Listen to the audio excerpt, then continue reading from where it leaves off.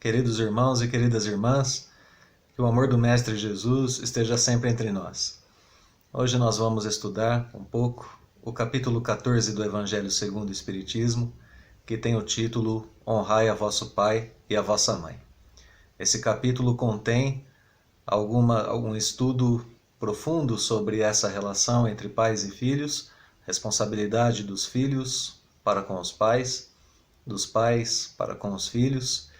E no desenvolvimento desse estudo nós podemos perceber que nós temos também aqui um modo muito especial de entendermos essa relação entre pais e filhos, porque ela serve como base também da nossa conduta de relacionamento diante de Deus. Então, para a gente começar esse nosso estudo, essas nossas reflexões, eu gostaria de lembrar que essa frase, honrai a vosso pai e a vossa mãe, que dá título ao capítulo 14, está também no 4º mandamento da tábua dos 10 mandamentos, recebida por Moisés no alto do Monte Sinai. O mandamento diz, honrai a vosso pai e a vossa mãe, a fim de permanecerdes ou de viverdes longo tempo na terra que o Senhor vosso Deus vos dará. É claro que hoje nós, espíritas, depois de milhares de anos de história, temos um entendimento de que essa terra que o Senhor Deus nos dará não é uma terra relativa ao nosso ambiente material, circunscrita no âmbito físico, no âmbito material da vida, mas essa terra prometida é a conquista do nosso progresso, da nossa felicidade e também da nossa perfeição.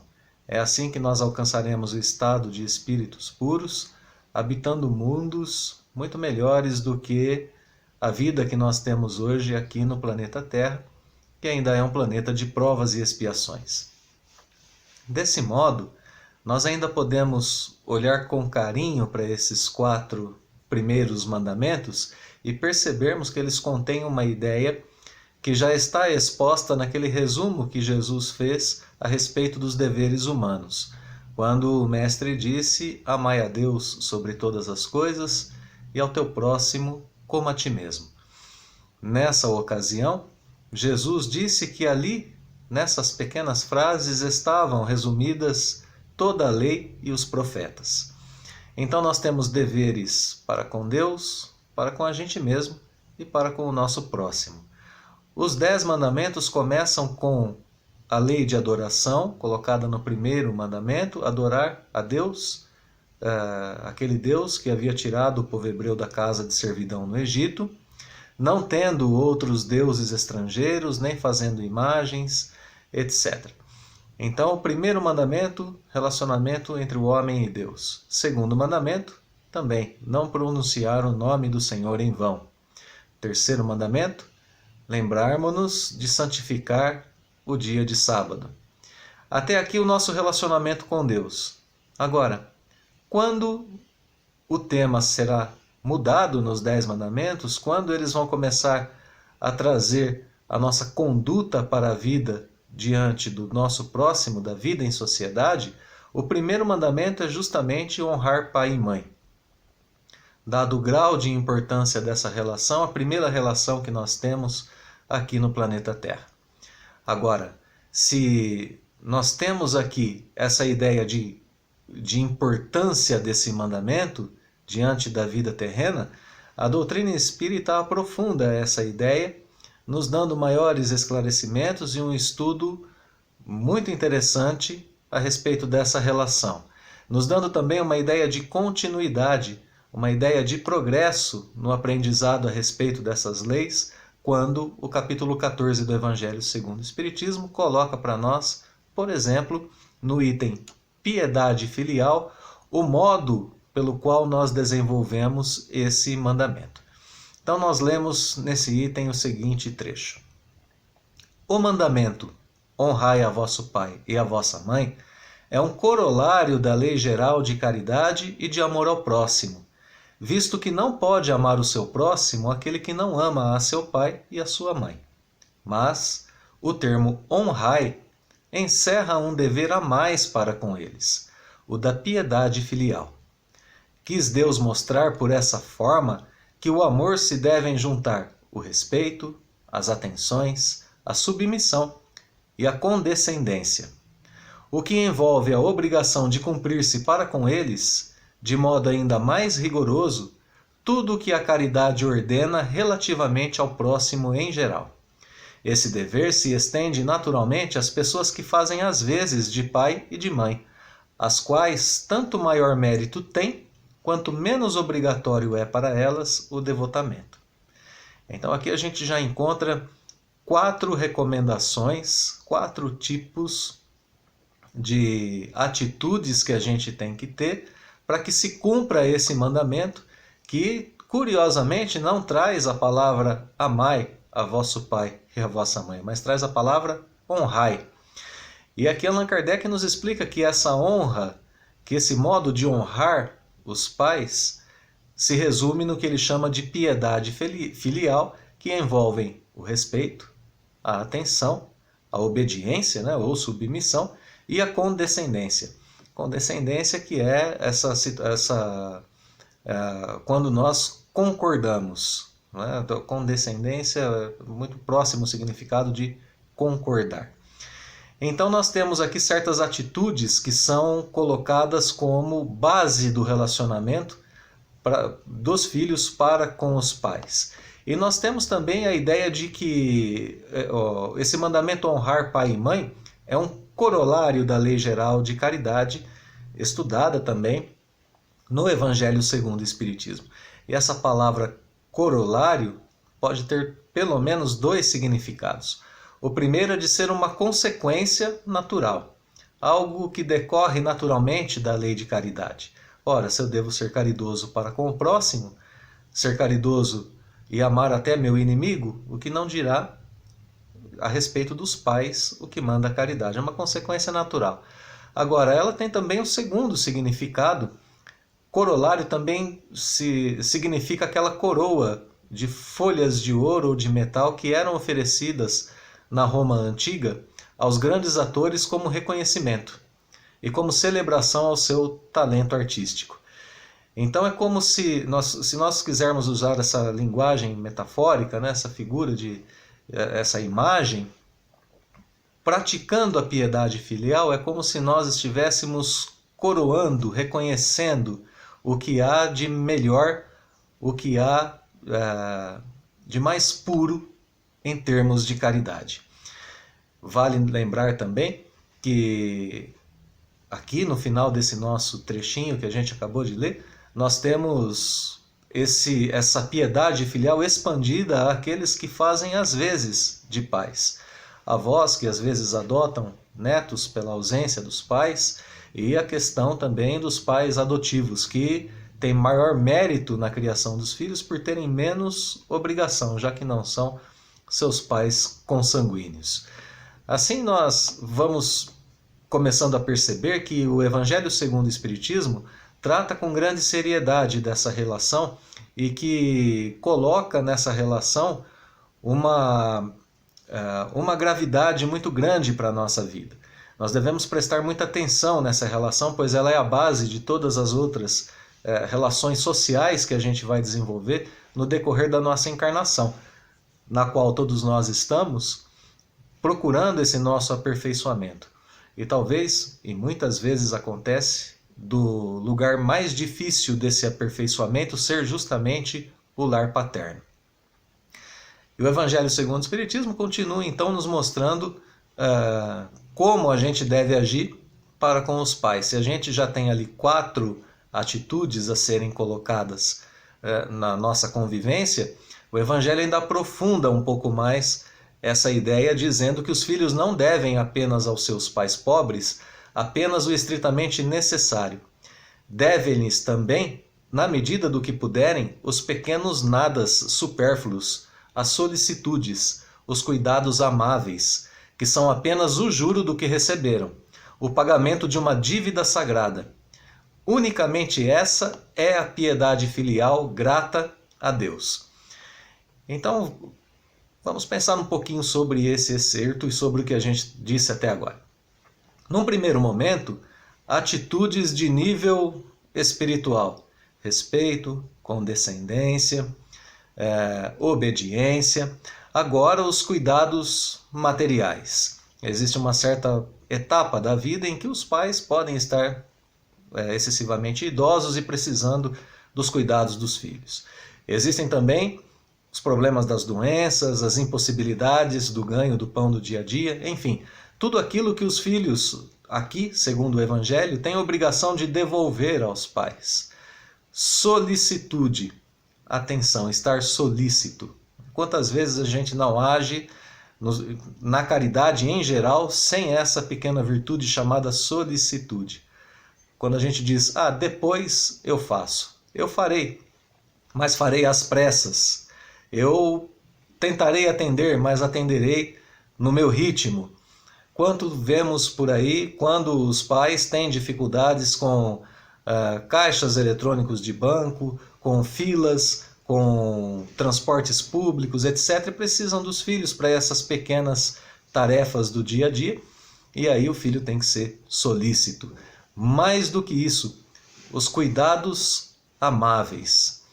E vejam, que a gente vai aprendendo que é necessária uma conduta muito cuidadosa para com os pais, para que a gente não escorregue em nenhum desses itens. E ainda assim, a gravidade, a seriedade dessa conduta é tamanha que o Evangelho segundo o Espiritismo nos diz que tudo isso ainda é só o pagamento dos juros de uma dívida sagrada que nós recebemos. E esse trechinho conclui dizendo que essa é unicamente a piedade filial grata a Deus. Gratidão aos pais e demonstração dessa gratidão é o único tipo de piedade filial que também mostra gratidão a Deus. Aqui a gente já começa a perceber que essa relação estreita entre pais e filhos, quando os filhos entendem o modus operandi, digamos assim, dessa relação, o modo como eles têm que agir diante dos pais, pode encaminhá-los a uma relação melhor para com Deus. Bom, porque essa é uma dívida sagrada, afinal de contas? A gente não precisa pensar muito para chegar nessa conclusão. Basta imaginarmos a situação de estarmos mudando para um país estranho, aqui mesmo no nosso contexto do planeta Terra, e alguém nos lançar a proposta de ir primeiro. A pessoa dizer, olha, eu vou na frente, eu estarei lá durante um tempo, farei o reconhecimento do local, aprenderei a língua, instituirei um lar, construirei uma casa, terei condições de mantê-lo quando você for para lá, e assim que você chegar eu te ensino tudo o que acontece lá para que você possa se desenvolver bem nesse novo país. Imaginem o nível de amor necessário para esse tipo de proposta, tão difícil de ser encontrada aqui no nosso planeta. E, no entanto, se nós pensarmos um pouquinho, foi exatamente isso a proposta que os nossos pais fizeram quando reencarnaram antes de nós. Vieram a um planeta no qual eles teriam que começar um aprendizado antes de nós para nos receber e para que pudessem transmitir esse aprendizado. Por isso, quando nós estamos diante de nossos pais, precisamos lembrar que essa dívida é sagrada, pois eles nos deram uma oportunidade vindo aqui para a Terra antes de nós, que abriram as portas do planeta para nós.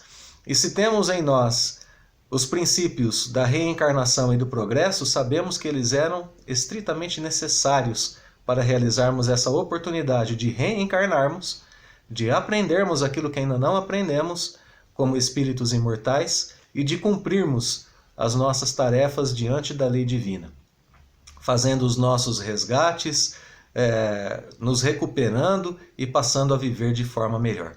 Em outras palavras, se Deus dá a vida ao espírito, é um pouco óbvio até dizer que os pais são os responsáveis pela nossa vida aqui na Terra, mas agora a vida aqui ganha um sentido um tanto mais profundo, pois a vida se transforma em oportunidade.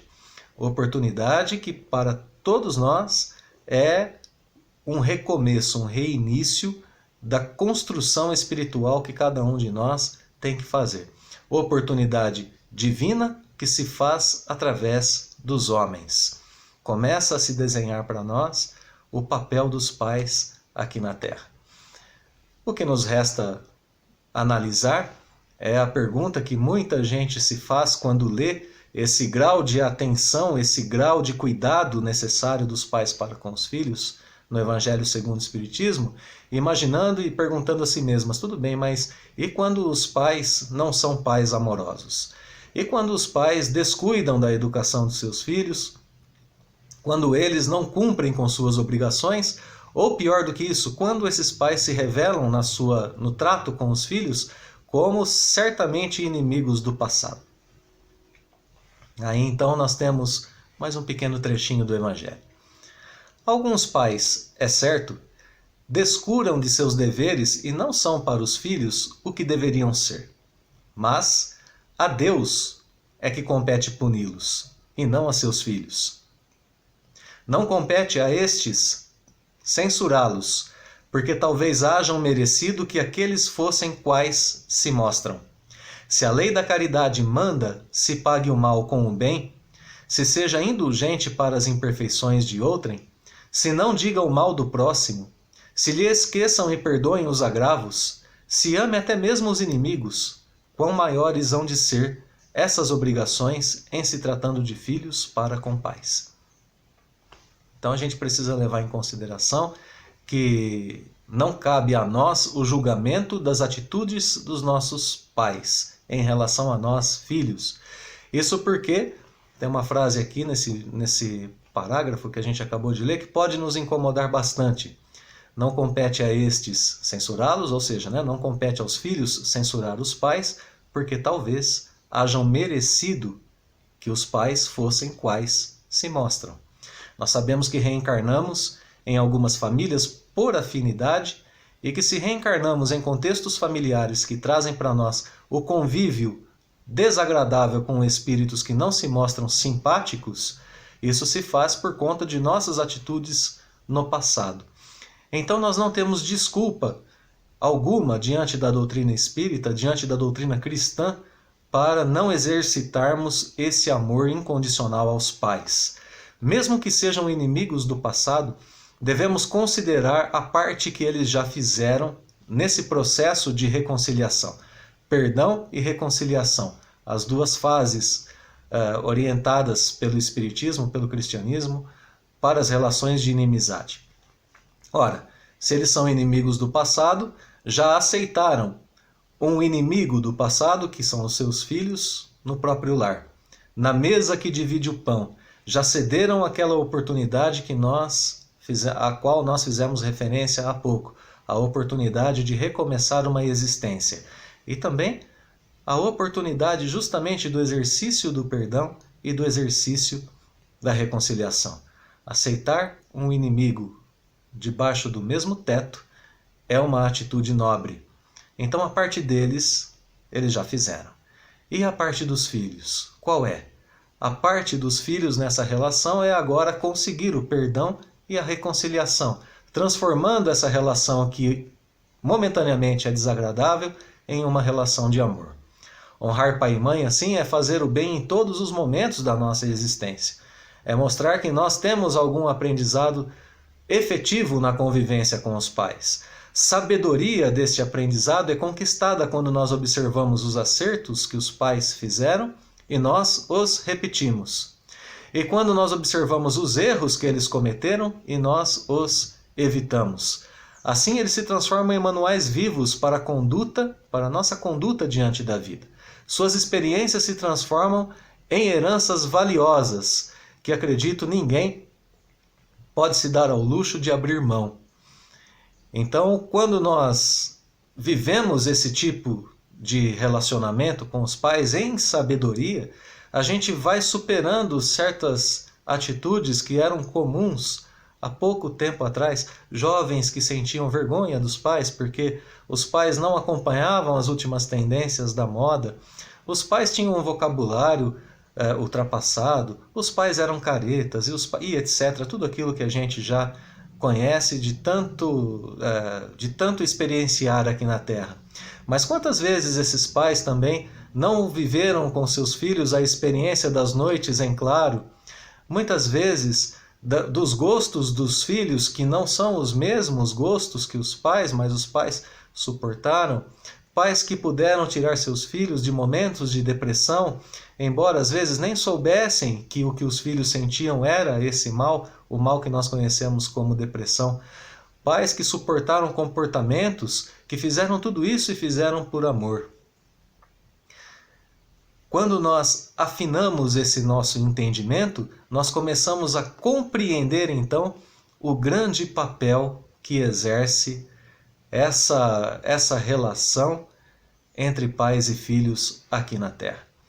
Nós lemos no item Instruções dos Espíritos, desse mesmo capítulo 14, a instrução de Santo Agostinho que diz: ó espíritas, compreendei que, quando produzis um corpo, a alma que nele encarna vem do espaço para progredir.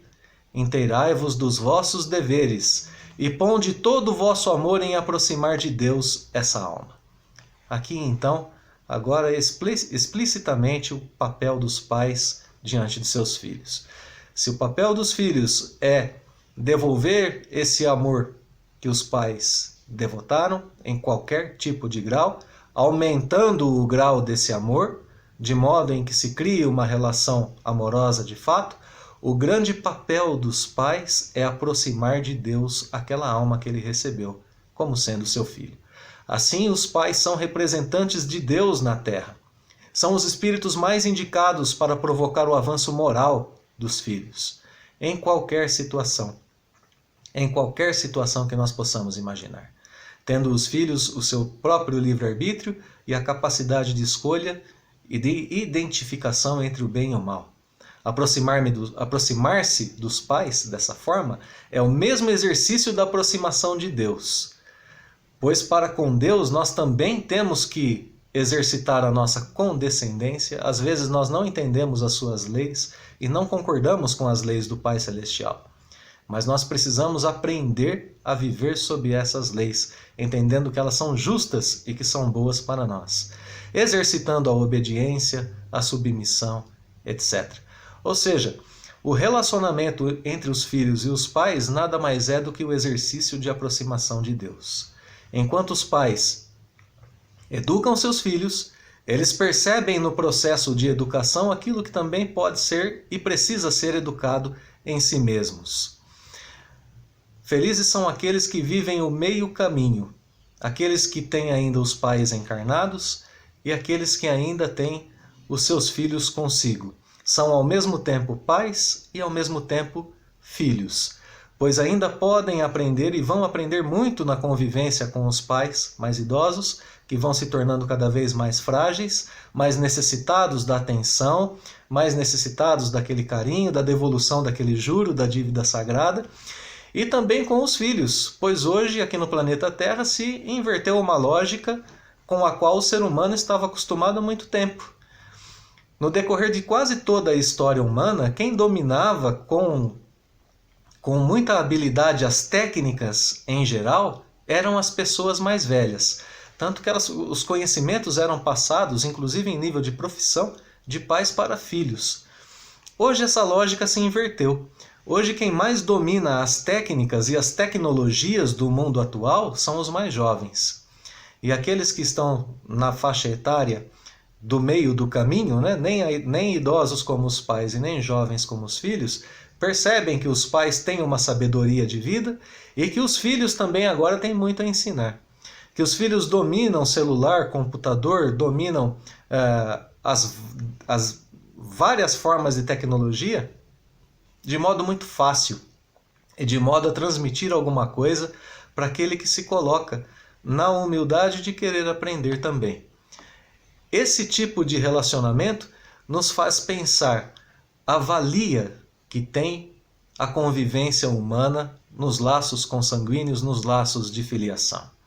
E a gente não precisa se entristecer se os nossos pais já estiverem no plano espiritual nesse atual momento, pois eles estão ao alcance de uma prece, ao alcance de um bom sentimento, ao alcance de um pensamento. Basta fecharmos os nossos olhos e lançar um pensamento de gratidão a eles, de reconhecimento, que certamente eles estarão se sentindo gratificados por isso. E certamente, se eles já passaram outro plano da existência antes de nós, estarão esperando por nós para nos dar de novo a oportunidade de continuar o nosso aprendizado do outro lado da vida. Assim, o cuidado, o zelo dessa relação entre pais e filhos nos leva à construção do objetivo final do Espiritismo. Mais um pequeno trechinho do livro para a gente entender esse objetivo. Há, pois, duas espécies de famílias: as famílias pelos laços espirituais e as famílias pelos laços corporais. Duráveis, as primeiras se fortalecem pela purificação que se perpetuam no mundo dos espíritos, através das várias migrações da alma. As segundas, frágeis como a matéria, se extinguem com o tempo e muitas vezes se dissolvem moralmente já na existência atual. Então esse é o objetivo final da doutrina espírita, fazer com que nós desenvolvamos através do nosso convívio familiar terreno aquilo que nós chamamos de famílias espirituais. Aqueles espíritos que são simpáticos uns para com os outros, que se unem pelas leis de afinidade, principalmente no bem, e que, portanto, permanecem unidos nessas leis, nessa vontade de praticar o bem durante toda a eternidade. A família espiritual, portanto, começa nos laços corporais. E lembremos sempre que Jesus se referiu a Deus como sendo Pai. E Deus, como Pai, nos oferece durante a nossa jornada terrena todos os recursos necessários para o nosso desenvolvimento. O nosso papel como pais aqui na Terra é proporcionar o mesmo aos nossos filhos. Santo Agostinho, ainda nas Instruções dos Espíritos, no capítulo 14 do Evangelho, nos traz 4 passos para o desenvolvimento dessa nossa tarefa. O primeiro passo é o estudo das imperfeições de nossos filhos desde a mais tenra idade. O segundo passo é agir como jardineiros, podando aos poucos essas imperfeições e corrigindo essas imperfeições. O terceiro passo é agradecer a Deus quando essa prova se tornar muito dura para nós, pois nenhuma prova chega até nós sem provocar o nosso progresso. E o quarto e último passo é a certeza de que muitas sementes que nós plantamos hoje só serão frutificadas, só germinarão, só crescerão no futuro.